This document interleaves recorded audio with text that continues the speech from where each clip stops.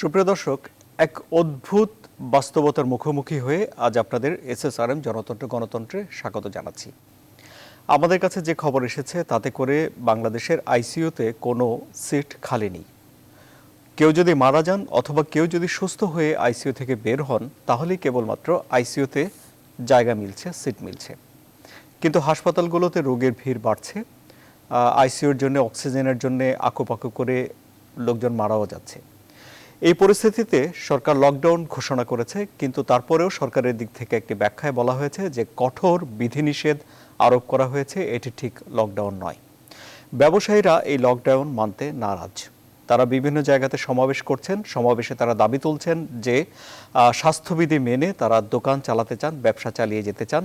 যে সমাবেশ থেকে এই দাবি তারা তুলছেন সেখানে তারা গায়ের সঙ্গে গা ঘেঁষে দাঁড়িয়ে আছেন, যদিও স্বাস্থ্যবিধি বলছে বাংলাদেশের হিসেবে 3 ফিট, ইউরোপের হিসেবে 6 ফিট দূরে একজন থেকে অন্যজনকে থাকতে হবে।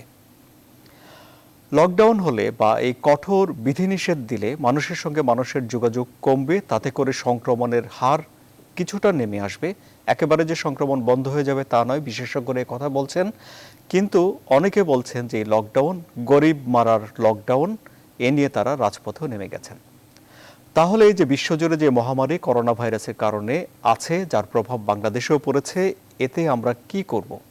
বাংলাদেশে কি সংক্রমণ বেড়ে মানুষ অসহায় হয়ে মারা যাবে, নাকি অর্থনীতি বন্ধ হয়ে এইটি গরিব মারার একটি ব্যবস্থা হবে? তাহলে এই অদ্ভুত এই যে বাস্তবতা আমাদের, এই আসলে কিভাবে মোকাবেলা করা যায়, এই আমাদের কোন দিকে নিয়ে যাচ্ছে? আসুন আলোচনা করি। আলোচনায় আমি আনোয়ার সাদি আপনাদের স্বাগত জানাচ্ছি। আমার আমন্ত্রিত অতিথি 4 জন। আমার সঙ্গে রয়েছেন আওয়ামী লীগ নেতা এবং তিনি একজন চিকিৎসক, অধ্যাপক ডক্টর হাবিবে মিল্লাত এমপি, আছেন বিএনপি নেতা এবং সাবেক সংসদ সদস্য অবসরপ্রাপ্ত মেজর আখতারুজ্জামান, আছেন সেন্টার ফর পলিসি ডায়ালগের গবেষণা পরিচালক জনাব ডক্টর খন্দকার গোলাম মোয়াজ্জেম এবং জনস্বাস্থ্য বিশেষজ্ঞ ডাক্তার লেলিন চৌধুরী। আপনাদের সবাইকে স্বাগত জানাচ্ছি। মেজর আক্তার, আপনাকে দিয়ে আমি আলোচনা শুরু করি। সবকিছু নিশ্চয়ই আপনি খবরে দেখেছেন। এই যে বাস্তবতা এখন বিরাজ করছে, কি করব আমরা? তাহলে বাংলাদেশ এখন কি করবে? ধন্যবাদ ভাইয়া। আসলে আপনি কিন্তু আপনার সূচনার বক্তব্যে বলেই দিয়েছেন যে এখানে একটা কন্ট্রোভার্সি শুরু হয়েছে, বিতর্ক শুরু হয়েছে। মানুষ সরকারের সকল আদেশ নির্দেশ পালন করতে চাচ্ছে না, যার ফলে সরকার বলতে চাচ্ছে কঠোর। সরকার তো আমার নিরাপত্তার জন্য ব্যবস্থা নিচ্ছে, সরকার তো জনগণের ভালোর জন্য নিয়ে ব্যবস্থা নিচ্ছে, সরকার তো জনগণের জন্য যেটা কল্যাণময়, জনগণের জন্য ভালো হবে সেটা করার চেষ্টা করছে। তাহলে কঠোর হওয়ার কি দরকার? সরকার শুধু সিদ্ধান্তটা নিয়ে নিলে হলো, লকডাউন দিলাম, আপনারা সেফ থাকেন, ক্ষতিপূরণ যা ক্ষয়ক্ষতি হবে আমরা পুষিয়ে দিব, বা রাষ্ট্রের বাজেট থেকে আমরা জনগণকে দিব, এই একটি কথা বললেই কিন্তু মানুষ শান্ত হয়ে যায়। কিন্তু তা না বলে সরকার ধানাই পানাই করছেন, এমবিবিএস পরীক্ষা নিচ্ছেন, বই মেলা চলতেছে, অফিসে বলতেছেন হাফ ডাউন করছেন, অর্ধেক আসেন অর্ধেক বাইরে থাকবেন, ব্যাংক বলতেছেন, আবার বলছেন কাঁচা বাজার খোলা থাকবে, আবার গণপরিবহন বন্ধ রাখছেন, আবার বলছেন যে পণ্যবাহী জাহাজ চলবে, মালবাহী জাহাজ চলবে, ট্রেন বন্ধ রেখেছেন। এই জগা খিচুড়ি কেন? সরকারের কাছ থেকে আমরা সুনিশ্চিত সিদ্ধান্ত চাই। আমাদের সরকার, আমরা জানি সরকার আমাদের জন্য জনগণের কল্যাণের জন্য লকডাউন দিয়ে যাচ্ছেন, যাতে জনগণের মধ্যে এই রোগটি সংক্রমিত আর না হয়, কমে আসে। কিন্তু সেটা না করে আপনি দেখেন, তারপরে স্বাস্থ্যমন্ত্রীর কথা নাই, স্বাস্থ্য বুলেটিন নাই, স্বাস্থ্য অধিদপ্তরের কোনো বক্তব্য নাই। আমাদের ওবায়দুল কাদের সাহেব, যার এমন কোনো বিষয় নাই যে এই বিষয় নিয়ে উনি কথা বলেন না, যে এই বিষয়ে উনি বিশেষজ্ঞ নন। This is not a business Obaidul Quader, জনগণের বক্তব্য নয় লকডাউন হবে কি হবে না। এখন উনি বলে দিয়েছেন, তারপরে এস্টাবলিশমেন্ট মিনিস্টারের কি প্রতিমন্ত্রী উনি ভদ্রলোক বললেন আমরা এবারে মতো 7 দিনই দিব, পরে চিন্তা করব। এবারের মতো 7 দিন মানে কি? তার মানে উনি ধরে নিচ্ছে 7 দিনের মধ্যে রোগ কমে যাবে। ভাইয়া, তো চাই সরকার আমাদেরকে শাসন করুক, সরকার আমাদেরকে আমাদের কল্যাণ দেখুক। আমরা তো চাই সরকার কঠোর হওয়ার প্রয়োজন কি? কিন্তু সরকার যদি লুটতরাজ হয়ে যায়, সরকার যদি লুটেরা হয়ে যায়, সরকার যদি অসত্যবাদী হয়ে যায়, আমি মিথ্যাবাদী বলবো না, সরকার যদি সংসদে দাঁড়িয়ে অসত্য কথা বলে, গালাগালি করে, সংসদে দাঁড়িয়ে যদি সংসদ নেত্রী মানুষের গালাগালি করে, আমি এখানে প্রাসঙ্গিক বলতে চাই, উনি গতকাল সংসদে যে বক্তব্যগুলো দিয়েছেন অনেক অপ্রাসঙ্গিক কথা বলেছেন। আমি ওনার দৃষ্টি আকর্ষণ করতে চাই, কার্যপ্রণালী বিধির 270 জি জি মেজর জানি জানি মেজর আপনি যদি আক্তার, প্রধান কথা বলছেন এ আপনি প্রসঙ্গে আমরা আলোচনা করতে পারি পরে, কিন্তু লকডাউনের এই যে জনস্বাস্থ্যের বিষয় এ নিয়ে আসলে আলোচনাটা আগে আমরা করে গতকাল ফেলতে আশা চাই। করেছিলাম আমাদেরকে এই কোভিড এবং এই যে লকডাউন কেন দিচ্ছেন, কি পরিপ্রেক্ষিতে দিচ্ছেন, সেটা জাতিকে উনি জানাবেন। কালকে সংসদে উনার ভাষণটা হবে পুরোপুরি সেই ব্যাপারে, কিন্তু সেখানে সেটা না বলে উনি অপ্রাসঙ্গিক বক্তব্য দিয়েছেন। সেই কথাগুলো আমি বলতে চাই আপনাদের সামনে। আচ্ছা, এনিওয়ে আজকে আমি যেটা বলতে আমি চাই, আপনার কাছে আসি। আমি এই লকডাউনটা জনাব মেজর আক্তার, নিয়ে মানুষ কিন্তু কনফিউজ। অনেক ধন্যবাদ আপনাকে। আমি আপনার কাছে আলোচনায় আসবো। অধ্যাপক ডক্টর হাবিবি মিল্লাত এমপি, তাহলে এই যে চিকিৎসক হিসেবে নিশ্চয়ই আপনি জানেন এই ভাইরাসের এই করোনা পরিস্থিতিতে এখন আসলে কি করার সঠিক পথ কোনটি?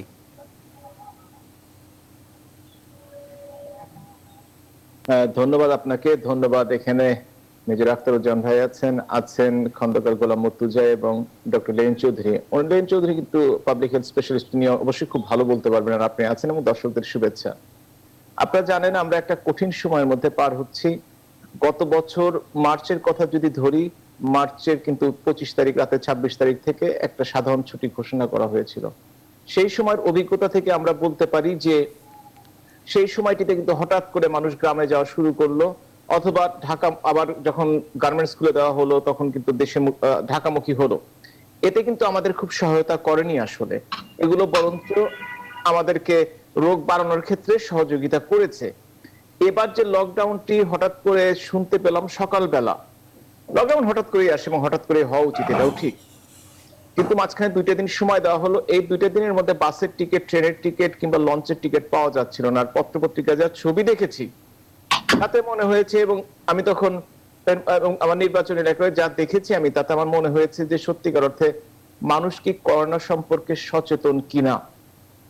আমরা বইমেলা চালাচ্ছি, লকডাউন দিলাম, যাত্রী পরিবহনের কোনো সুযোগ সুবিধা নেই, অথচ বইমেলা খোলা থাকবে, এটা আমার কাছে আসলে কেমন যেন মনে হয়েছে।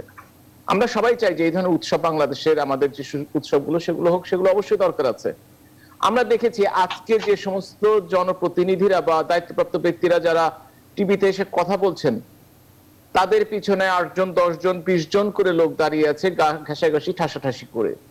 কিংবা আজকে যে বিভিন্ন অঞ্চলে ব্যবসায়ীরা স্বাস্থ্যবিধি মেনে ব্যবসা প্রতিষ্ঠান খুলে রাখার জন্য আন্দোলন করছেন, তারা তো আসলে করোনা ছড়ানোর ব্যবস্থা এখন থেকে শুরু করেছেন। তাদের যে আন্দোলনের মূর্তি দেখেছি, আমার মধ্যে 3 ফিট বা 6 ফিট তো আলাদা কথা। আমি এখানে আরেকটা কথা বলতে চাই, ভাইরাস কিন্তু বুঝবে না বাংলাদেশ কিংবা ইংল্যান্ড কিংবা আমেরিকা। যদি এটা 2 মিটার হয়, 6 ফিটের বেশি হয়, তাহলে কিন্তু 6 ফিটই। 3 ফিট কিন্তু আসলে বাংলাদেশের জন্য সত্য, এই কথাটা আসলে আমরা মন গড়া কথা বলতে পারি, কিন্তু এটা পাবলিক হেলথ স্পেশালিস্ট আমার চেয়ে ভালো বলতে পারবে। তবে ভাইরাস থেকে নিরাপদ থাকতে যদি 2 মিটার দূরে থাকতে হয়, তাহলে 3 ফিট দূরে থাকলে কিন্তু হয়তো একটু লাভ হতে পারে, কিন্তু যতটুকু লাভ হওয়ার কথা ততটুকু হবে না। মাস্কের ব্যাপারে যদি আপনি বলেন, আমি আজকে আমার বারান্দায় দাঁড়িয়ে রাস্তা দেখছিলাম, ঢাকা শহরেও সত্যিকার অর্থে মাস্ক পরে আমার মনে হয় না 50% বা তার বেশি কিছু লোক না পরে থাকে মাস্ক, এবং মাস্ক পরে থাকলেও গলার সাথে থুতনির সাথে ঝুলিয়ে রাখে। আমাদের যে লকডাউনটি শুরু হয়েছে, সত্যিকার অর্থে আমরা অর্থনৈতিক ভাবে কানাডার মতো এত শক্তিশালী নই যে আমরা মাসের পর মাস মানুষকে মানে সমস্ত ব্যবস্থা বা তাদের চালিয়ে নিতে পারবো, আমরা পারবো না, আমাদের সেই সামর্থ্য আছে। এই জন্য কিন্তু 44 দিন চলার পর গত বছর সাধারণ যে ছুটি ছিল সেটা উঠিয়ে নেওয়া হয়েছিল, এবং জীবিকাকে একসাথে চালানোর ব্যবস্থা করা হয়েছিল। কিন্তু আজকে যে লকডাউন হচ্ছে, আসলে সত্যি কথা সরকারের, যেহেতু সরকারে আওয়ামী লীগ সরকার আছে, সেই জন্য দায়িত্বটা আওয়ামী লীগ সরকারের কাঁধে চাপে। কিন্তু যারা জনপ্রতিনিধি আছেন, বিভিন্ন সেক্টরের সুশীল সমাজ আছেন, তাদেরও তো দায়িত্ব আছে যে আপনার যারা ফলোয়ার, আপনাদের সাথে যারা আছে তাদেরকে আপনারা ঘরে থাকতে বলেন। সরকারকে কেন কঠোর? সরকার তো কঠোর হয়নি। সরকার, পুলিশ নেমেছে রাস্তায়, নেমে তাদেরকে মাস্ক বিতরণ করছে। সরকার এই ঘোষণা করেছে 1 কোটি মানুষকে ঈদের আগে তাদের সহায়তা দেওয়া হবে আমাদের সরকারের পক্ষ থেকে। কিন্তু তারপরেও এটা তো সমস্যার সমাধান নয়। কিন্তু যেভাবে লকডাউন হচ্ছে, যেভাবে গ্রামে, ঢাকার মানুষ গ্রামে যাওয়া শুরু করেছে, আর আইসিইউর কথা বা চিকিৎসার কথা যেটি বলেছেন, আমি টিভিতে দেখেছি যে বাংলাদেশে সর্বমোট আইসিইউর সংখ্যা 17-18 কোটি মানুষের দেশে 600-র কিছু কম, 4-5টি কম, এবং করোনা শয্যার সংখ্যা 9,700 কতটি যেন, 10,000-এর কম এই 17 কোটি মানুষের জন্য। এগুলো যদি ঢাকা বা বড় বড় শহরগুলোতে দেখে থাকেন, কোথাও ঠাঁই নেই। কিন্তু যদি মফস্বল শহরগুলোতে যান, দেখবেন ফাঁকা পড়ে আছে, কারণ সেখানে চিকিৎসার ততটুকু সুযোগ না পাওয়ার কারণে অথবা আস্থা না থাকার কারণে মানুষ বড় বড় শহরমুখী হচ্ছে। এগুলো আমাদের জন্য একটা বড় বিপদ। বাংলাদেশের 17-18 কোটি মানুষের জন্য কিন্তু এই যে 50-52 জন 59 জন যে মৃত্যুবরণ করেছেন, এই সংখ্যাটিকে কিন্তু খুব প্রত্যেকটি মৃত্যু দুঃখজনক, কোনো সন্দেহ নেই। আমার পরিবারের একজন, আমার 2 জন আত্মীয় এখন আইসিইউতে আছেন, কি হবে আল্লাহ তাআলা জানি না আমি। কিন্তু এই 59 জন 50 জন কিন্তু খুব একটা বড় সংখ্যা নয়। অন্যদিকে যদিও 7,000 করে ডায়াগনোসিস হচ্ছে, যদিও সবাই পরীক্ষার জন্য আসে না, তারপরে 17 কোটি মানুষের জন্য একটা বড় সংখ্যা নাই। কিন্তু এই ভেবে আত্মতৃপ্তি পাওয়ার কিছু নাই। এখানেই হচ্ছে শঙ্কা যে যদি এর মাধ্যমে এইভাবে ছড়াতে থাকে যেভাবে চলছে, বিশেষ করে ভ্যারিয়েন্ট গুলো প্রতিদিনই চেঞ্জ হচ্ছে, জানুয়ারিতে একটা আবিষ্কার হলো, তো ফেব্রুয়ারিতে আরেকটা, মার্চে আরেকটা, এইভাবে যে, এবং ভ্যাকসিনেশন মাত্র একটা ডোজ দিয়েছি, বাকি ডোজ গুলো হয়তো আমরা দিতে পারবো, কিন্তু পরবর্তীতে যদিও অর্থমন্ত্রী বলেছেন গতকালকে যে প্রায় 7 কোটির মতো ভ্যাকসিন আসবে কোভ্যাক্সের মাধ্যমে, সেটা কবে আসবে আমরা জানি না। সুতরাং আমাদেরকে একটা কাজই করতে হবে, ভ্যাকসিন যতদিন পর্যন্ত না আসে ততদিন পর্যন্ত আমাদের স্বাস্থ্য বিধি মেনে চলতে হবে, মাস্ক পরতেই হবে। আমি একটা WHO স্টাডিতে দেখলাম, আপনারা সঠিক করে দেন, যে মাস্ক যদি দুটো পরা হয়, কাপড়ের মাস্কের উপর একটি যদি সার্জিক্যাল মাস্ক পরা হয়, রিস্ক রিডাকশন 92%, অর্থাৎ 92 যে করোনা যে রিস্ক আছে তার 92% কমে আসবে। এই ধরনের কথাবার্তা মানুষকে বলতে হবে। সাথে সাথে হাত সাবান দিয়ে ধোয়া, হ্যান্ড স্যানিটাইজার ব্যবহার করা, কিংবা সামাজিক দূরত্ব বলেন, শারীরিক দূরত্ব বলেন, মেনটেন করা। এছাড়া আসলে আমাদের মতো দেশের পক্ষে করোনা মোকাবেলা সত্যিকার অর্থে কঠিন হয়ে যাবে এবং সকলের সহযোগিতা দরকার। সমালোচনা আমরা করতেই পারি, প্রতিদিন করতে পারবো, বেঁচে থাকলে আল্লাহর রহমতে করোনা থেকে যদি বেঁচে থাকি সবার সমালোচনায় আমরা করতে পারবো। কিন্তু করোনা যদি আমাদের কিনে দেয় তাহলে তো ওপারে যে এর জবাব দিতে হবে, সেই জবাবদিহিতার কথা তো আমাদের মনে রাখতে হবে। সুতরাং আমরা মনে করি এই সময়টিতে যারা পাবলিক হেলথ স্পেশালিস্ট, আমি যদিও ব্যক্তিগতভাবে একজন ডাক্তার কিন্তু ক্লিনিশিয়ান, তারপর যতটুকু বুঝি ততটুকু বলতে পারি, তবে পাবলিক হেলথ এক্সপার্টরা যারা এ ব্যাপারে সত্যিকার অর্থে বুঝেন তাদের মতামত নিয়ে সেভাবে চলা উচিত। সরকার কিন্তু এ পর্যন্ত 18টি বিভিন্ন ঘোষণা করেছেন, 18টি, এটা কি বলবো, নির্দেশনা দিয়েছে, গাইডলাইন দিয়েছে, নির্দেশনা দিয়েছে। অধ্যাপক ডক্টর হাবিব আমিনুল্লাহ এমপি, আমি আপনার কাছে আসবো। আপনার আলোচনার সূত্র ধরে আমি ডক্টর খন্দকার গোলাম মোয়াজ্জেমের কাছে যেতে চাই। আপনি যে কথাটি বললেন যে অর্থনৈতিকভাবে আমরা অতটা শক্তিশালী নই যে মাসের পর মাস মানুষকে ঘরে বসিয়ে খাইয়ে পরিয়ে রাখা যাবে। জনাব ডক্টর খন্দকার গোলাম মোয়াজ্জেম, আমাদের এই করোনা, এই মহামারীটা মোকাবেলার জন্য আমাদের অর্থনৈতিক শক্তি কতটা আছে? এটা আমি এমপি মহোদয়ের সাথে একমত যে হ্যাঁ, সরকারের হয়তো সামর্থ্য সীমিত, সকলকে খাইয়ে পরিয়ে নেওয়ার সামর্থ্য হয়তো নেই, কিন্তু সরকারের যে সামর্থ্যটি আছে সেটি কিন্তু খুব গুরুত্বপূর্ণ। সেটা হলো সরকার গরিব মানুষকে কিন্তু খাইয়ে পরিয়ে রাখতে পারে, সেই সামর্থ্য সরকারের আছে এবং সরকার সেটা ইতিপূর্বেও বিভিন্ন ধরনের প্রোগ্রামে সেটা দেখিয়েছেন। কিন্তু গত বছর তো গরিব মানুষের সংখ্যা বেড়ে গেছে 24 থেকে 40, না তাই না? আমার ধারণা যে পরিমাণ দরিদ্র হয়েছেন সেই পরিমাণ দরিদ্র মানুষকেও সরকার যদি চান যে এককালীন যে একবার ঘোষণা হয়েছিল 2,500 টাকা করে দেবেন, সমস্যাটা অন্য জায়গায়। আসলে সমস্যাটা হচ্ছে সরকার ঘোষণা দিয়েও এই টাকাগুলো বিতরণ করতে পারছেন না। আপনি সেটা কিন্তু শুধুমাত্র 2,500 টাকার ক্যাশ সাপোর্ট বলে সেটি না, এটা কিন্তু কৃষকদের মধ্যে যে বিতরণ সেটি করা যাচ্ছে না, এটি যারা বিদেশ প্রত্যাগত যে সমস্ত মাইগ্রেন্ট আছে তাদের ভিতরে ঋণ দেওয়া যাচ্ছে না, এটা ক্ষুদ্র মাঝারি উদ্যোক্তা যারা তাদের ভিতরে পুরোটা দেওয়া যাচ্ছে না। এটার একটা বড় কারণ হলো এই গোষ্ঠীগুলোর জন্য যে ডেটাবেস, যে ইনফরমেশন, এই তথ্যপত্রগুলো সরকারের কোনো ইন্টিগ্রেটেড ডাটাবেসে হাতে নেই, ফলে সরকার চাইলেও এগুলো বিতরণ করতে পারছেন না। ফলে সেই জায়গাটি এখন বড় চ্যালেঞ্জ হয়ে গেছে।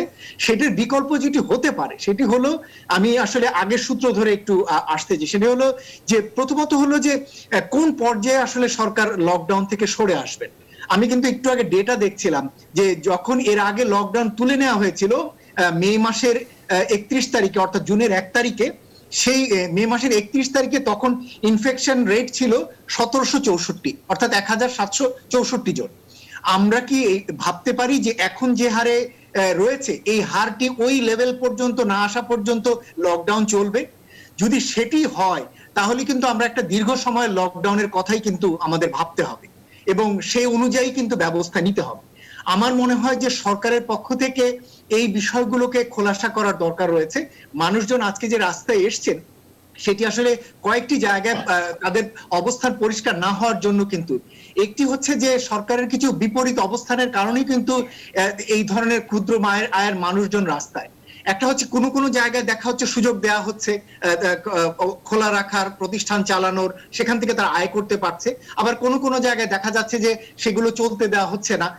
ফলে এই জায়গাটির ক্ষেত্রে সম অবস্থান যদি আনা যায় তাহলে সেটি আসলে ইতিবাচক। আমি বলবো যে সেটি কিভাবে আনা যাবে সেই উদ্যোগটি চিন্তা করা।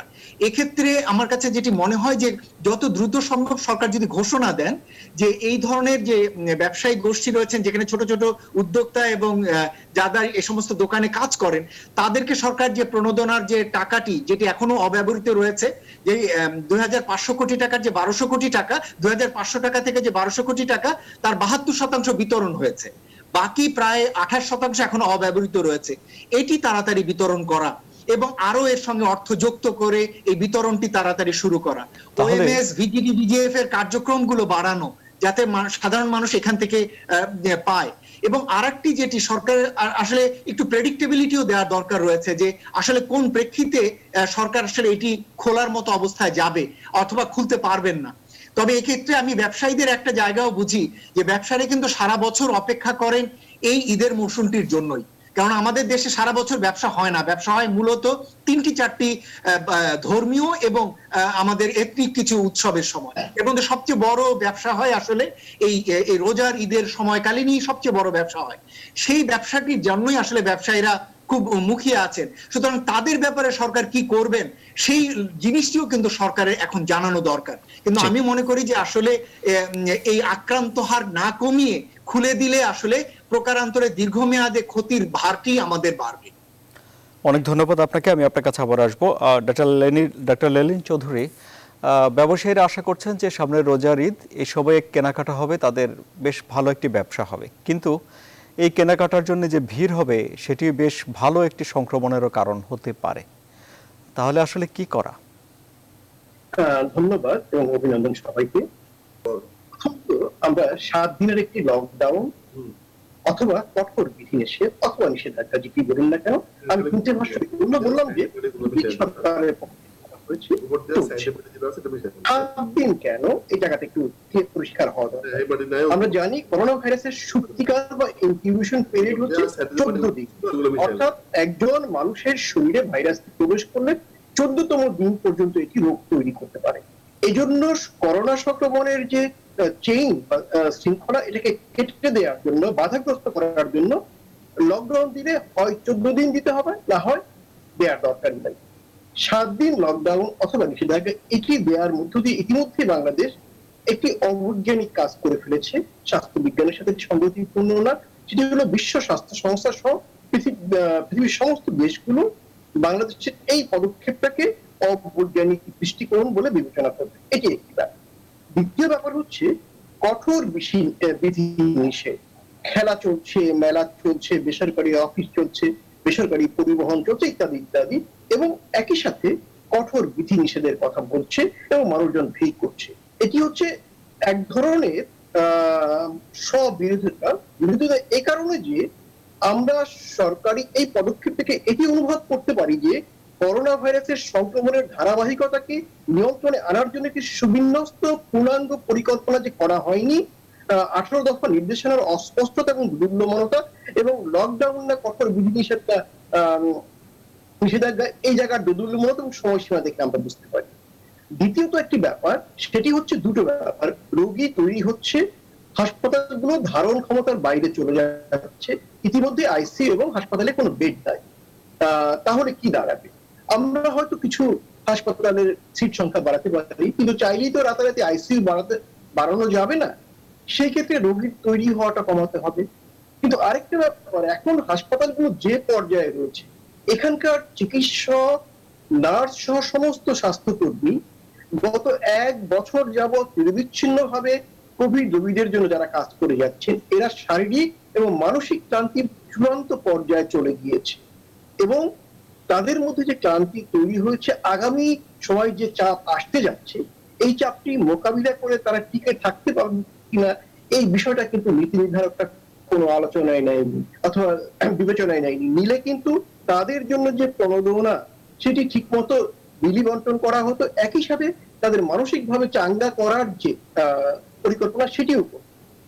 অন্যদিকে আমরা দেখতে পাচ্ছি সংক্রমণের ব্যাপারে মানুষজনকে সঠিক ধারণা দিতে হবে। যেমন ধরুন, যখন 3000 রোগী শনাক্ত হয়, আমরা জানি আরটিপিসিআর এর যে পরীক্ষাটা বাংলাদেশে হচ্ছে, পৃথিবীতে হচ্ছে, কম বেশি 1/3 রোগী স্লিপ করে বা ফলস নেগেটিভ হয়। তার মানে 3000 রোগী শনাক্ত হওয়া মানে আমরা এর সাথে আরো 3/1 যোগ করে 4000 রোগী করি। 4000 রোগী কখন শনাক্ত হয়? 100 জন মানুষের শরীরে যখন ভাইরাস প্রবেশ করে, কম বেশি 80% মৃদু অথবা কোনো উপসর্গ দেখা দেয় না, তারা কিন্তু পরীক্ষা করতে আসে না। যে 20 ভাগ, এই 20 ভাগের মধ্যে 10 থেকে 12% কিছুটা উপসর্গ দেখা দেয়, এদের অধিকাংশ কিন্তু পরীক্ষা করতে যায় না। পরীক্ষা করতে যায় হচ্ছে 8 থেকে 10% যাদের শরীরের মাঝারি অথবা তীব্র সংক্রমণ লক্ষণ থাকে, এবং সবাই যায় না। যাদের কাছে পরীক্ষার আয়োজনটা আছে এবং অধিগম্যতা আছে তারা যায়। আমরা ধরে নেই 100 জনের মধ্যে কম বেশি 4 জন মাত্র যায়। তার মানে 4000 রোগী শনাক্ত হওয়া মানে কিন্তু 1 লাখ রোগীর অস্তিত্ব থাকা। এবং যখন 7,000 রোগী যদি আমরা বলি, সেক্ষেত্রেও কিন্তু আমরা জানি 1/3 যে স্লিপিং, এটাকে ধরে নিলে কিন্তু আমরা 10,000 বলবো। তার মানে এখানে কিন্তু আপনার 2 লাখের বেশি লোক প্রতিদিন সংক্রমিত হচ্ছে। এই সংক্রমণের ধারাবাহিকতাকে ভেঙে দেওয়ার জন্য যে লকডাউন, সে জায়গায় যে অবৈজ্ঞানিক ভাবনা নিয়েছে, নিশ্চয়ই মাননীয় এমপি ডক্টর হাবিবুল মিল্লাত আমার সাথে দ্বিমত করবে না, এটি আসলে সংশোধন হওয়া দরকার। দ্বিতীয় কথা, লকডাউনটা হচ্ছে না কেন? খুব গুরুত্বপূর্ণ ব্যাপারটা এই কারণে যে জনসম্পৃক্ততার ব্যাপারটি প্রথম থেকে আজকের দিন পর্যন্ত এখানে উপেক্ষিত, অর্থাৎ মানুষজনকে সাথে নেওয়া হয় না। শুধু প্রশাসনিক নির্দেশ, প্রজ্ঞাপন জারি এবং প্রশাসনকে দিয়ে এটিকে বলবৎ বা বাস্তবায়নের চেষ্টা হচ্ছে। আমি যতদূর জানি, কোথাও কিন্তু করোনা নিরোধ নিয়ন্ত্রণের প্রতিকারের যে টিমগুলো হয়েছে, কর্তৃপক্ষ হয়েছে, সেখানে কিন্তু জনপ্রতিনিধিরা কিন্তু কোথাও আপনার দায়িত্বে নাই। 1-2 জায়গা ব্যতিক্রম বাদ, সেটি এমপি হোক, উপজেলা চেয়ারম্যান হোক, জেলা চেয়ারম্যান হোক, অথবা ইউপি চেয়ারম্যান, অথবা ইউপি মেম্বার, অথবা পৌরসভার কাউন্সিলর, অথবা এরা হোক, এদের কাউকে যুক্ত করা হয় নাই। একটি বিষয় মনে রাখতে হবে, জনসম্পৃক্ততা ব্যতিরেকে কোনো জাতীয় মহামারী প্রতিরোধ কার্যক্রম সফল হতে পারে না। এবং যে দেশগুলো বিজ্ঞানকে এবং সম্পৃক্ততাকে বাদ দিয়ে এই কাজটি করতে চেয়েছে, সোশ্যাল মোবিলাইজেশন বাদ দিয়ে, তারা কিন্তু ব্যর্থ হয়েছে। তার প্রধান এবং প্রকৃষ্ট উদাহরণ হচ্ছে আমেরিকা। তাহলে আমরা কি চাইবো? দেখুন, পুলিশ নামিয়ে মাস্ক পরানো যাচ্ছে না। আমি একটু ভিন্নভাবে বলি, যদি ঢাকা শহর অথবা যে কোনো জায়গায় ওয়ার্ড কাউন্সিলর অথবা কমিশনারদের নেতৃত্বে প্রত্যেকটা মহল্লায় এক একটা গণতদারকি কমিটি হতো, আপনারাই বলুন যারা রাজনীতির সাথে যুক্ত গুরুত্বপূর্ণ ব্যক্তি আছেন, তাহলে কত দ্রুত এটাকে নিয়ন্ত্রণে আনা যেত। সেটি যায়নি। এবং একই সাথে সব বিরোধিতার জায়গা থেকে বেরিয়ে আসতে হবে। আমি শেষ করব অমর্ত্য সেনের একটি কথা দিয়ে, সেটি হচ্ছে লকডাউন সফল করতে হলে ক্ষুধার্ত মানুষ যারা রয়েছে তাদের কাছে খাদ্য পৌঁছে দিতে হবে। লকডাউন এমনিতেই সফল হবে। এই জায়গায় আসতে হবে এবং মনে রাখতে হবে, সাফল্যের দায় যেমন কর্তৃপক্ষ পায়, ব্যর্থতার দায়ও কিন্তু তারা পাবে। সামনের দিনগুলো ভালো না, কারণ ইতিমধ্যেই ভিড় এবং বাড়ি যাত্রার মধ্য দিয়ে কিন্তু সারা দেশে করোনা ছড়িয়ে পড়ছে। আমি একটু দুঃখজনক কথা বলে লাইনটা শেষ করবো, সেটা হলো, আজ থেকে 10 মাস আগে মাননীয় প্রধানমন্ত্রী বলেছিলেন প্রত্যেকটি জেলাতে আইসিইউ করতে হবে। অতি ঝুঁকিপূর্ণ 31টি জেলার 15টিতে আজকের দিন পর্যন্ত আইসিইউ নাই। অথচ আমরা জানি গত কয়েক মাস যাবত কেন্দ্রীয় ঔষধাগার এবং ভান্ডারে কম বেশি 180টির মতো আইসিইউ বেড এবং ভেন্টিলেটর দিনের পর দিন করেছিল। কেন সেগুলো স্থাপন করা হলো না? গত 1 মাসে কেন আইসিইউতে কাজ করার উপযোগী দক্ষ চিকিৎসক, নার্স, মানে আমরা যাদেরকে আইসিইউ ডক্টর, আইসিইউ নার্স, সেটি হলো না। আমার মনে হয় ডক্টর হাবিবুল মিল্লাত, মাননীয় এমপি, যিনি স্বাস্থ্য বিষয়ক যে স্থায়ী কমিটি, তার দায়িত্ব সেখানে আছেন, নিশ্চয়ই পুরো বিষয়টা জবাবদিহিতার আওতায় আনা উচিত, কারণ মানুষের জীবন বাঁচানোর সাথে এটি যুক্ত। জি, ধন্যবাদ। অনেক ধন্যবাদ। একটা ছোট্ট বিরতি নেই। সুপ্রিয় দর্শক, আপনারা সবাই আমাদের সঙ্গে থাকুন।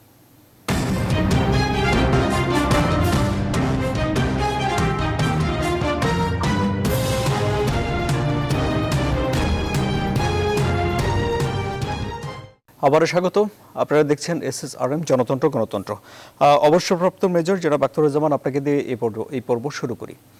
বাংলাদেশের রাজনৈতিক দলগুলো সবচেয়ে বড় সংগঠন, আওয়ামী লীগ বলি বা বিএনপি বলি, প্রত্যেকটি এই বড় দলগুলোর ইউনিয়ন পর্যায়ে কমিটি আছে, গ্রাম পর্যায়ে কর্মী আছে, তাহলে শুধুমাত্র যদি রাজনৈতিক দলগুলো উদ্যোগ নিত নিজেদের কমিটির মাধ্যমে, তাহলে তো সব মানুষকে মাস্ক পরা বাধ্য করতে পারতো, উদ্বুদ্ধ করতে পারতো। তাই নয় কি মেজর আক্তার? অবশ্যই এটা তো প্রশ্ন না, উত্তরটা তো আপনি দেওয়া হচ্ছে। দেশে যদি রাজনৈতিক প্রক্রিয়া চালু রাখতো, আমরা এতক্ষণ ডক্টর লেলিন চৌধুরী অনেকগুলো বক্তব্য শুনছিলাম, এবং ডক্টর লেলিন চৌধুরী এবং ডক্টর মিল্লাত যে কথোপকথনগুলো করেছেন আপনার জন্য সময় 2 মিনিট। পুরোটা অনলাইনে দিয়ে দিতে পারতেন, তাহলে মনে জাতি আমরা অনেক কিছু জানতে পারতাম। ভাইয়া, রাজনীতি তো নিয়ন্ত্রণ হয় একজন মানুষ দ্বারা। উনি যে ভালো রাজনীতি চান তার ভালো হবে, খারাপ রাজনীতি ভালো হবে, খারাপ হবে। উনি তো আজ পর্যন্ত কোনো রাজনৈতিক দলের সহযোগিতা চান নাই। গত সপ্তাহে দেখলাম, গত 1 থেকে 2 তারিখে মাননীয় প্রধানমন্ত্রী সংসদে দাঁড়িয়ে জনগণের সাহায্য চেয়েছেন, সহযোগিতা চেয়েছেন। এর আগে তো উনি চান নাই। উনি গতকালকে একটা বক্তব্য দিয়েছেন, খুব সুন্দর বক্তব্য, খুবই সুন্দর, আমি এটাকে সমর্থন করি। উনি বলছেন কিছু লোকের জন্য ইসলামের বদনাম মেনে নেওয়া যায় না। এই যে কথাটা মেনে নেওয়া যায় না, এটাই তো চাই প্রধানমন্ত্রী এই ধরনের কথা বলবেন, অন্যায়কে কঠোর দমন করবেন। কিন্তু সেই প্রধানমন্ত্রী যখন সংসদের কার্যপ্রণালী বিধি লঙ্ঘন করেন, যখন তিনি অন্যকে গালাগালি করেন, উনি ওনার প্রতিপক্ষে সংসদে গালাগালি করেন। আপনার দেশমাতা বেগম খালেদা সংসদে নাই, উনি তাকে নিয়ে টিপ্পনি করেছেন, যেটা 200। আচ্ছা, জনাব মেজর আক্তার, আজকে আমরা লকডাউনের বিষয়টি নিয়ে অনেক অনেক আরে ভাই, আপনি লকডাউন হেফাজতের প্রসঙ্গটা আজকে একটু দূরে রাখি। উনি অবৈজ্ঞানিক ভাবে লকডাউন দিয়ে দিলেন, আমরা সেটা মানতে হবে। আপনি শুনেছেন ডক্টর লেনিন বলেছেন এটা বিজ্ঞানসম্মত নয়। এই দেশের জনগণ আজকে দেখেন, সিজনটা কি দেখেন, 2 দিন পরে বুড়ো ধান কাটা শুরু হবে, এই 7 দিনের মধ্যে বুড়ো ধান কাটা শুরু হবে। আপনার পয়লা বৈশাখ আসতেছে, জনগণ পয়লা বৈশাখের জন্য উদ্গ্রীব হয়ে আছে। প্রতিটি দোকানে পসরা সাজায় বসে আছে, তারা সারা বছর ইম্পোর্ট করে মালপত্র নিয়ে আসছেন, তারা রোজা সহ বিক্রি করবেন। বিভিন্ন পচনশীল খাদ্য নিয়ে আসছেন, আপনার জন্য খেজুর নিয়ে আসা হয়েছে, আপনার জন্য বিভিন্ন ভালো ভালো জিনিস নিয়ে আসা হয়েছে, তারা বিভিন্ন বিদেশ থেকে এনেছেন। আপনাকে খুরমা খাওয়াবে, আপনাকে রোজার সময় যাতে ভালো খেতে পারেন, জনগণকে যেন রোজার সময় ভালো দিতে পারে। ব্যবসায়ীরা তাদের গাটের পয়সা খরচ করে সারা বিশ্ব থেকে মাল নিয়ে এসছে, তাদের দোকান পয়সা সাজিয়ে বসে আছে, আর আপনার কথা নাই, বার্তা নাই। অত্যন্ত অবৈজ্ঞানিক ভাবে ডক্টর লেলিন চৌধুরী যেটা বললেন, অত্যন্ত অবৈজ্ঞানিক ভাবে আপনার 7 দিন লকডাউন দিয়ে দিলেন। কার স্বার্থে? কেন? এখন রাজনীতিবিদ প্রধানমন্ত্রী ছাড়া প্রধানমন্ত্রী সম্বন্ধে বলতে আপনার ভয় পান কেন? এই দেশে সকল কিছু জন্য তাই আজকে প্রধানমন্ত্রী, তিনি একমাত্র দায়ী। বিকজ উনি সবকিছু দায়িত্ব তিনি নেন, তো অন্য কাউকে দায়িত্ব দেন না। উনি সবকিছু নয় ঘাড়ে নিয়ে নেন, উনি একে গালাগালি করেন, ওকে ধরতে বলেন, ওকে ছাড়তে বলেন। মেজর আক্তার, একটা ছোট্ট একটা প্রশ্ন করি আপনাকে। মেজর আক্তার, একটা ছোট প্রশ্ন করি। আপনি যদি আপনার এলাকায় একটা কমিটি করেন এবং আপনার এলাকার গ্রামের সব লোককে মাস্ক পরতে উদ্বুদ্ধ করেন, প্রধানমন্ত্রী এসে কি আপনাকে মানা করবেন বা ওনার অনুমতি লাগবে আপনার? আমি আমার একটা কর্মীর সঙ্গে কথা বলতে পারি না। আপনারা কোথায় হাওয়া বাজতেছেন? দেশে থাকেন না কোথায় থাকেন? না, আমি শুধু ছোট্ট এই প্রশ্নের জবাব চাই যে একজন রাজনৈতিক নেতা হিসেবে আপনি যদি আপনার এলাকার সবাইকে মাস্ক পরতে উদ্বুদ্ধ করতে চান, তাহলে সেখানে প্রধানমন্ত্রীর অনুমতি লাগবে কিনা আপনার, বা উনি এসে আপনাকে বাধা দিবে কিনা? আমাকে বলছিলাম যে আমার কর্মীকে মাস্ক পরতে বলবো, জনগণকে মাস্ক পরতে বলবো, অবশ্যই আমরা বলতে পারি, কিন্তু আপনি পুলিশকে ঠেকাবে কে? আপনি পুলিশ বিভাগ কত নির্যাতন মানুষকে করছে, আপনি দেখেন পুলিশ কি করতেছে, সেদিন দেখেন কি করলো শোনা যায়। জি, অনুষ্ঠানের আমি শেষ দিকে জনাব মেজর আক্তার, আপনাকে অনেক ধন্যবাদ। অধ্যাপক ডক্টর হাবিবি মিল্লাত, আওয়ামী লীগ ক্ষমতায় আছে, আওয়ামী লীগ এখন আপনারা দাবি করেন যে বাংলাদেশের সবচেয়ে বড় সংগঠন, আওয়ামী লীগের ইউনিয়ন পর্যায়ে গ্রাম পর্যায়েও কমিটি আছে, তাহলে আওয়ামী লীগ কেন এই দায়িত্বটা পালন করলো না যে কমিটি করে করে প্রত্যেককে মাস্ক পরতে উদ্বুদ্ধ করবে? ডক্টর লেলিন চৌধুরী যেটি বললেন, রাজনীতিবিদরা যে কাজটা করতে পারতেন, কেন আওয়ামী লীগ করলো না? আমাদেরকে বুঝতে হবে যে কোন সময়টিতে কোন কাজ করতে হবে। একজন মানুষকে শুধু কমিটি করে দিলেই তারা মাস্ক পরাতে মানুষ উদ্বুদ্ধ করবে, হাত ধুতে উদ্বুদ্ধ করবে, এটা কিন্তু ব্যাপারটা তেমন নয়। এই যে একটি ব্যাপার নিয়ে কথা হলো যে বিজ্ঞানসম্মত হয়নি এই লকডাউন বা অধিকতর লকডাউন দেওয়াতে, আসলে এটা আসলে বোঝার ভুল আছে। ভুলটা কোন জায়গাতে? আমরা যদি লম্বা সময় একটা কিছু করা হয়, 2 সপ্তাহ 3 সপ্তাহ 4 সপ্তাহ, তখন মানুষের মধ্যে অভ্যস্ত, মানুষকে মেনে নিতেও সেটা একটু কষ্ট হয়। আমরা পরিস্থিতি পর্যবেক্ষণ করে, এটা তো বলা হয়নি যে 1 সপ্তাহ পরে চলে গেল। আসলে আমরা নিজেদের মতো না বুঝে অনেক সময় ব্যাখ্যা করি এবং এই ব্যাখ্যাতে ভুল হওয়ার কারণে জনগণ ভুল মেসেজটি পায়। এইটা কখনোই অবৈজ্ঞানিক পদ্ধতি হয় নাই, যখন পর্যন্ত না 7 দিন পরে এই লকডাউন শেষ করে দেওয়া হবে। কিন্তু 7 দিন পরে যদি আরো 1 সপ্তাহের জন্য বাড়িয়ে দেওয়া হয়, তখন আবার বলবে না ঠিকই তো বুদ্ধিটা ছিল, ধীরে ধীরে করেছে। আরেকটি কথা, আমরা পসরা সাজিয়ে বলেছি আমরা ব্যবসায়ীরা বিদেশ থেকে দেশ থেকে জিনিস নিয়ে আসি, তাতে কোনো অসুবিধা নেই, কিন্তু মানুষের জীবনের চেয়ে ওই ব্যবসাটা বড় নয়। পহেলা বৈশাখ আমরা মানি, আমরা রোজা মানি, আমরা ঈদ মানি, আমরা মানুষের এই সময়টি ভালো ব্যবসা মানি। কিন্তু যখন খেলাধুলা বন্ধ করেন না কেন? আপনি খেলাটা যখন মানুষকে এই ধরনের, অবশ্যই অবশ্যই আমি আপনার সাথে একমত, বৈজ্ঞানিক সম্বন্ধে আপনার সাথে পোষণ করি না, কিন্তু মানুষকে এভাবে করতে গেলে বৈজ্ঞানিক পন্থায় তাদেরকে অবশ্যই লকডাউন, কিন্তু জনগণকেও তো মেনে চলতে হবে। আর একটি কথা, এই ধরনের একটি আলোচনায় যদি এর মধ্যে সংসদে কি বক্তৃতা হয়েছে, মাননীয় কি প্রধানমন্ত্রী কি বলেছেন, এই কথাগুলো চলে আসে, তাহলে কিন্তু আসলে আমরা অন্যান্য টকশোতে বলছে রাজনৈতিক টকশোতে ডাকেন, সেখানে এসে কথা বলবো। আজকে আমার সম্পূর্ণ ইচ্ছা ছিল কিভাবে করোনা নিয়ে সবাই কথা বলবেন এবং কিভাবে জনগণকে সহযোগিতা করতে পারেন এবং কিভাবে সরকারকে সহযোগিতা করতে পারেন। আর দল হিসেবে বিগত সময় দেখেছেন আওয়ামী লীগ কিন্তু রিপোর্টও প্রকাশ করেছে যে তারা কতটুকু করেছে, কত লক্ষ মানুষকে সহযোগিতা করে, কত মানুষকে খাদ্য সহযোগিতা করেছে। এবারে কিন্তু মাননীয় প্রধানমন্ত্রী সরকারের পক্ষ থেকে ঘোষণা করেছেন যে 1 কোটি মানুষকে, 1 কোটি পরিবারকে সহায়তা দেওয়া হবে এই ঈদের আগেই। কিন্তু আমি আবারও বলছি, হয়তো ডক্টর মিল্লাত, আমি একটু যাবে, কিন্তু ডক্টর মিল্লাত, আমি একটু ইন্টারাপ্ট করি। আমি দায়িত্ব নিয়ে আপনাকে জানাচ্ছি, আমার কটিয়াদী এবং পাকুন্দিয়া উপজেলায় 2টি উপজেলার মধ্যে শতকরা 10 জন মানুষ কোন রকম ত্রাণ বা কোন রকম কিছু পায় নাই, তারা নিজেরাই বাঁচতেছে, তারা কোনো সুযোগ সুবিধা পায় না। আমাদের দেশে যে 2টি উপজেলা, প্রায় 500টির মতো উপজেলা আছে, 500টি উপজেলা মিলে আমাদের জনসংখ্যা হলো 18 কোটি। এটার জনসংখ্যা কত আপনার কি কোনো ধারণা আছে? সেবার 50 লক্ষ লোককে 2,500 টাকা করে দেওয়া হয়েছিল, সাথে সাথে দেওয়া হয়েছিল 10 টাকা কেজিতে চাল, 30 কেজি চাল ফ্রি, প্রধানমন্ত্রী খাদ্য সহায়তা, সমস্ত জিডিপি এইসব কার্ড দিয়ে সহায়তা করা হয়েছে। অনেক ধন্যবাদ অধ্যাপক ডক্টর হাবিব মিল্লাত, আপনাকে অনেক ধন্যবাদ। মেজর আক্তার, আপনাকে অনেক ধন্যবাদ। আপনাদের দুজনকে ধন্যবাদ। আমি একটু জনাব ডক্টর খন্দকার গোলাম মোয়াজ্জেমের কাছে যেতে চাই। ডক্টর খন্দকার গোলাম মোয়াজ্জেম, আপনি বলছেন যে লকডাউনটি দরকার, কারণ আরো বড় ধরনের ক্ষতি এড়ানোর জন্যই এখন লকডাউন দরকার। কিন্তু অর্থনীতিবিদ জাহিদ হোসেন তিনি বলছেন যে লকডাউন বাস্তবায়ন নিয়ে তার সংশয় রয়েছে এবং ঠিকঠাক মতো বাস্তবায়ন না হলে আমও যাবে, ছালাও যাবে, মানুষ ঘরে বসে থাকবে, আয় হবে না, সংক্রমণও বাড়বে। কি বলবেন আপনি? দেখুন, আমাদের দেশে লকডাউনটি এ কারণে দরকার, এখন যারা অসুস্থ হচ্ছেন বা যে পরিমাণ আসলে রোগী বাড়ছে, তাতে আগামী দিনে এই রোগী বৃদ্ধির হার আসলে মৃত্যুর হার বাড়ানোরও একটি বড় কারণ, এটা আমাদের মাথায় রাখা দরকার। এক, দ্বিতীয়ত হলো দেশে এই মুহূর্তে যে ধরনের ইনফ্রাস্ট্রাকচারের ঘাটতি আমরা শুনতে পাচ্ছি, আইসিইউর, অক্সিজেনের, জরুরি ওষুধের যে ঘাটতি শুনতে পাচ্ছি, তাতে কিন্তু এর থেকে বেশি আক্রান্ত হলে সেই পরিমাণ রোগীর সাপোর্ট দেওয়ার মতো কিন্তু কোনো ব্যবস্থা নেই। সুতরাং এখন আসলে নিজের কাছে সুস্থ থাকাটা এই কারণে দরকার যে অসুস্থ হয়ে গেলে কোনো আসলে চিকিৎসার ব্যবস্থা আমাদের এখানে করবার মতো সীমাবদ্ধতা রয়েছে। সে কারণে আসলে এই রোগের সংক্রমণ হারটা কমিয়ে রাখা দরকার। তবে আমি এটা মনে করি যে হ্যাঁ, আমাদের এখানে সুশাসনগত বা ইনস্টিটিউশনাল সিস্টেমগুলো দুর্বলতার কারণে এবং মানুষের ভিতরে সচেতনতা বোধের অভাবের কারণে আসলে লকডাউন কখনোই 100% বাস্তবায়ন করা যায় না, এবং এটা আমাদের বাস্তবতা। এইরকম হঠাৎ করে চাইলেও কিন্তু আমাদের মতো একটা দেশে আমরা 100% হয়তো বাস্তবায়ন করতে পারবো না, যদি না মার্শাল ল বা জরুরি অবস্থা বা এরকম কোনো সিস্টেমে না যেয়ে থাকি। ফলে এরকম একটি বাস্তবতায় সরকারকে যদি তার এই রাজনৈতিক প্রক্রিয়ার মধ্যে করতে হয়, তাহলে একটা দীর্ঘ সময় মাথায় রেখেই জিনিসটি করতে হবে। অনেক ধন্যবাদ। অনেক ধন্যবাদ ডক্টর খন্দকার গোলাম মোয়াজ্জেম। আমার হাতে আর খুব বেশি সময় নেই।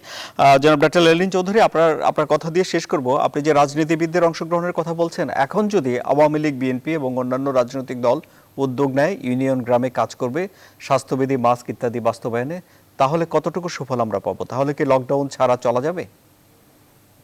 প্রথম কথা হচ্ছে, রাজনীতিবিদরা যদি মানবাধিকার সনদের সেই লাইনটি মনে রাখে যে মহামারীর সময়ে স্বাস্থ্য বিজ্ঞানকে রাজনীতির ঊর্ধ্বে স্থান দিতে হবে, তাহলে অনেক কিছুই সমাধান হয়। কিন্তু দুর্ভাগ্যজনক হচ্ছে যে আমাদের রাজনীতিবিদরা সেটি মনে রাখে না। এবং যদি রাজনৈতিক দলগুলো একত্রিত হয়ে মানুষের পাশে যায়, ইউনিয়ন পর্যায়ে, তৃণমূল পর্যায়ে যায় কাজ করে, তাহলে আমি নিশ্চিত যে আমরা আমাদের 80 থেকে 90% জনগোষ্ঠীকে মাস্ক পরাতে পারবো, তাদেরকে পারবো, কারণ বাংলাদেশের রাজনীতিতে কতগুলো ম্যাজিক্যাল ফ্যাক্টর আছে যার সাথে অন্তত প্রথম দিকের 4টি রাজনৈতিক দলই যদি একত্রে কাজ আমাদের শুরু হাতে- করে সেই ম্যাজিক্যাল ফ্যাক্টরটা কাজ হবে। এবং শেষ যে লাইনটি করবো, সামনের দিনগুলো খুব বাজে, খুব দ্রুত কিছু মোবাইল মেডিকেল টিম করা দরকার। এবং আমার প্রস্তাব থাকবে মৃদু সংক্রান্ত রোগীদের বাসায় থাকবে, মধ্যম মানের যে সংক্রান্ত তারাও বাসায় থাকবে, শুধুমাত্র তীব্র আক্রান্ত যারা তাদেরকে হাসপাতালে আনবে। এবং কোন এসওএস কল পেলে বাসায় থাকা মধ্যম মানের সংক্রান্ত রোগীদের আক্রান্ত রোগীদের যদি মোবাইল মেডিকেল টিম গিয়ে একটু দেখে এবং কেস সিলেকশন করে কে হাসপাতালে আসবে কে আসবে না, তাহলে অনেকগুলো বিষয় কাজ। অনেক অনেক ধন্যবাদ আপনাকে, অনেক অনেক ধন্যবাদ। সুপ্রিয় দর্শক, আপনারা মাস্ক পরুন, স্বাস্থ্যবিধি মানুন। আরও খবর ও বিশ্লেষণ জানতে ভিজিট করুন www.news24bd.tv। সবাই ভালো থাকুন।